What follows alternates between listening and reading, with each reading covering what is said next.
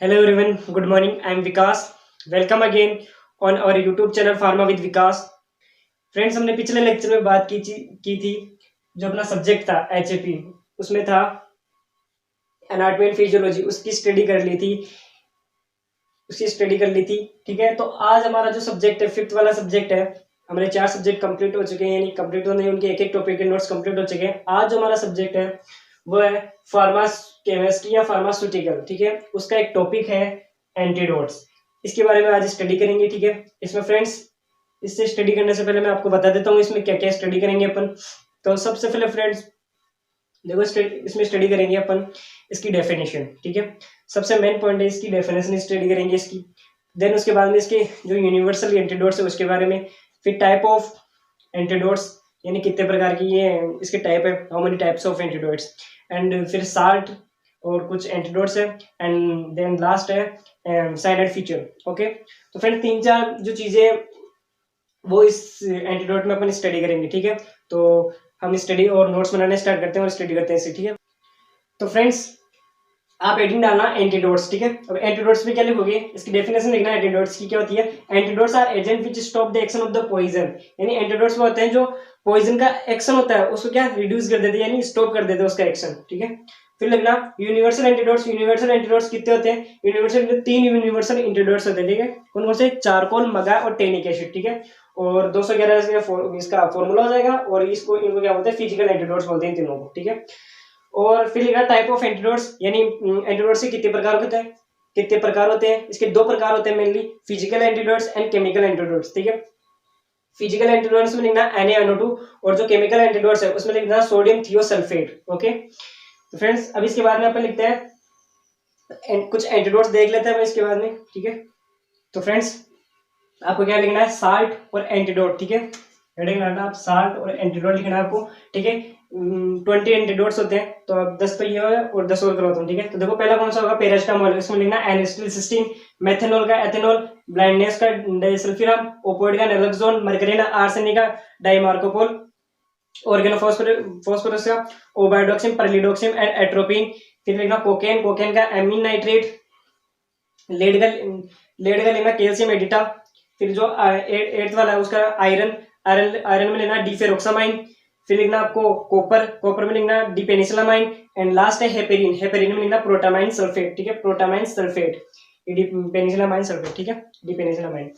अब फ्रेंड्स अब और देख लेते हैं इसके। तो फ्रेंड्स 10th के बाद में 11th थियोफाइलिन, केफेन या इसको बोलते हैं इसोनोल। ठीक है, फिर ना एट्रोपिन को बोलते हैं फिजिस्टिकामाइन, इंसुलिन को बोलता है ग्लूकोज डेक्स्ट्रो 5% सॉल्यूशन। फिर वॉरफेरिन को बोलते हैं विटामिन के। फिर वाला डिजिटलिस केसीएल और डिजिबाइन नार्कोटिक पॉइजन, इसको बोलते हैं जेडेनासोफोर। फिर अल्कोहल में फ्लूमिमाजोल। फिर एमजीएसओ4 उसको कैल्शियम ग्लूकोनेट, एमजीएसओ4 को बोलते हैं कैल्शियम ग्लूकोनेट। एस्प्रिन को सोडियम बाइकार्बोनेट, एंड लास्ट है बेंजोडिजिपिन, उसको बोलते हैं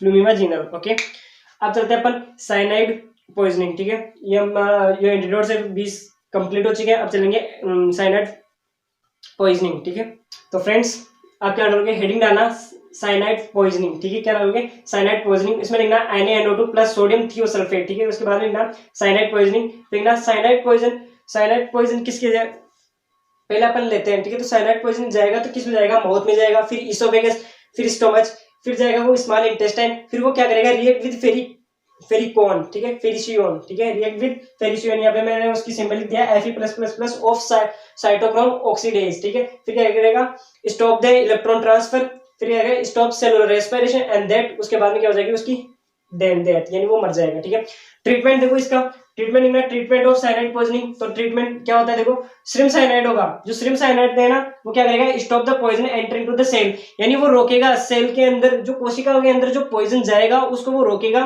फिर ये क्या करेगा, नॉट अफेक्टेड सेलुलर रेस्पिरेशन, उसके बाद में वो क्या करेगा, जो सेलुलर रेस्पिरेशन होगा, अपने जो श्वसन क्रिया होती है अपनी, उस पर कोई सा भी इफेक्ट नहीं देगा। ठीक है, अब इसके बाद में एक रिएक्शन होती है वो देख लेते हैं। ठीक है, तो फ्रेंड्स अब आपको करनी है रिएक्शन। ठीक है, तो रिएक्शन क्या होती है, सोडियम थियोसल्फेट। ठीक है, सोडियम थियोसल्फेट की एक रिएक्शन है, उसमें क्या होता है, देखो सोडियम थियोसल्फेट को करेंगे Na2H2O3, फिर साइनाइड पॉइजनिंग।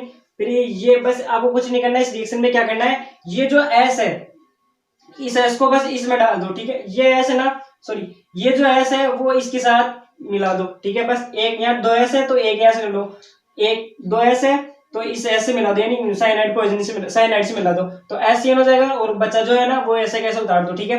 तो इसको क्या बोलते हैं, इसको बोलते हैं इंजेक्शन, इसको बोलते हैं जो पॉइजन उसको बोलते हैं आईवी इंजेक्शन, और जो एससीएन है उसको बोलते हैं less toxic in nature out through urine, यानी वो लेस यानी जो अपना नेचर का जो टॉक्सिक है, जो जहरीला है उससे भी कम होता है, और किसके थ्रू बाहर निकल जाता है, यूरिन के थ्रू बाहर निकल जाता है, ठीक है। अब उसके जस्ट बाद में लिखना डोज ऑफ NaNO2, डोज लिखो 10 to 12 ml of 2% solution bye ivy injection, ठीक है। फिर प्रॉपर्टीज लिखना, कलर हो जाएगा व्हाइट पाउडर, ऑर्डर हो जाएगा ऑर्डरलेस, और टेस्ट हो जाएगा उसका सेलाइन, ठीक है।